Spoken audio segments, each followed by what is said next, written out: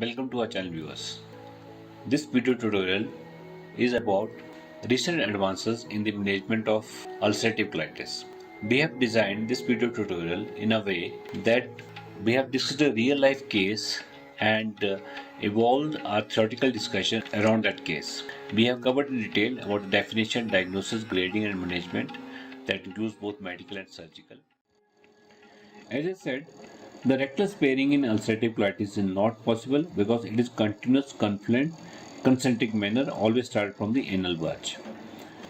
So, normal or patchy inflammation of rectum can be seen if patient is already on treatment like topical corticosteroids or topical mesalamine.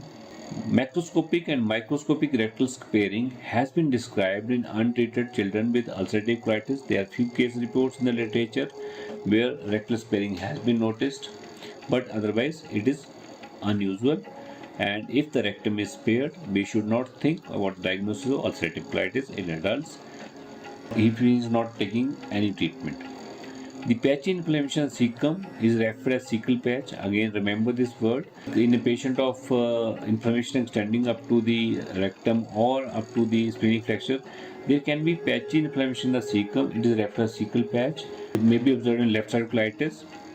Appendiceal skip lesions, that is involvement of appendix as skip lesion, is reported in up to 75% of patients of ulcerative colitis. So appendiceal skip lesion and cecal patch, these can be non-continuous involvement, and we have to remember these two terms. That appendectomy for proven case of appendicitis before adulthood has got a protective value against the ulcerative colitis.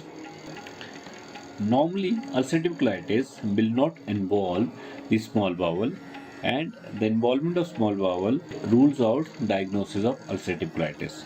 But the continuous extension of macroscopic or histological inflammation from the cecum into terminal ileum is known, and it's called backwash ileitis. This inflammatory reflex of the content in the terminal ileum of 10 to 15 centimeter, and it is observed in up to 20% of patients with extensive colitis.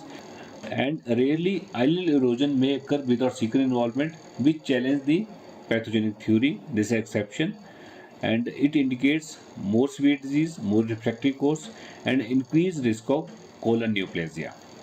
The differential diagnosis for colitis, ulcerative colitis, is Crohn's disease. The presence of deep, stellate, linear or serpiginous ulcer, multiple aphthous ulcers and cobblestoning of the mucosa favors diagnosis of Crohn's disease. In particular, skip lesion, ileitis and perianal disease, these are pointers towards chronic disease. We have to remember that cecal patch and appendix skip lesions are also known as ulcerative colitis. Ischemic colitis is another differential diagnosis, but it is segmental and affects the splenic flexure or descending colon most commonly. There is sharp transition between the ischemic mucosa and normal mucosa. Endoscopy showed petechial hemorrhage, longitudinal ulceration, edema, and bluish-black blebs that favors ischemic colitis. Another differential diagnosis for ulcerative colitis will be radiation proctitis, and prior history of radiation for prostatic or uterine cancer, even if temporarily distant, can help in the diagnosis that it can be case of radiation proctitis. So the differential for case of colitis will be infective, ischemic, Crohn's or radiation. Coming to the further workup in case of ulcerative colitis patient, the most common endoscopic feature of ulcerative colitis is continuous confluent clonic involvement with clear demarcation of inflammation and rectal involvement. That is, there is an abrupt transition from inflamed and normal areas. Endoscopically, severe ulcerative colitis will be there is mucosal friability. A patient having spontaneous bleeding on examination and deep ulceration. The endoscopic changes characteristically commence at anal bulge. As I said, if the rectum is not involved, don't think about the diagnosis of ulcerative colitis or think about other pathology. The demarcation between inflamed and normal areas is usually clear and may occur abruptly within few millimeters. This is another index used for grading the severity of ulcerative colitis, that is ulcerative colitis endoscopic index for severity.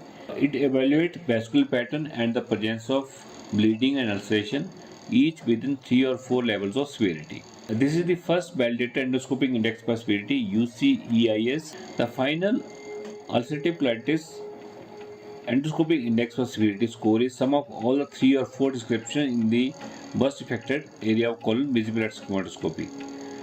Original UCIS attributed a score of 1 for normal, and later on a decision was made to change the numbering of the levels, and normal appearance now corresponds to score of 0, so that the simple sum extends from 0 to 8. So as I said, the ulcerative colitis endoscopic index for severity, these are 3 parameters are evaluated, that is vascular pattern, bleeding, erosion and ulcer. If vascular pattern is normal, that is 0, and if this patchy obliteration is 1, or if it is totally obliterated, then it's 2.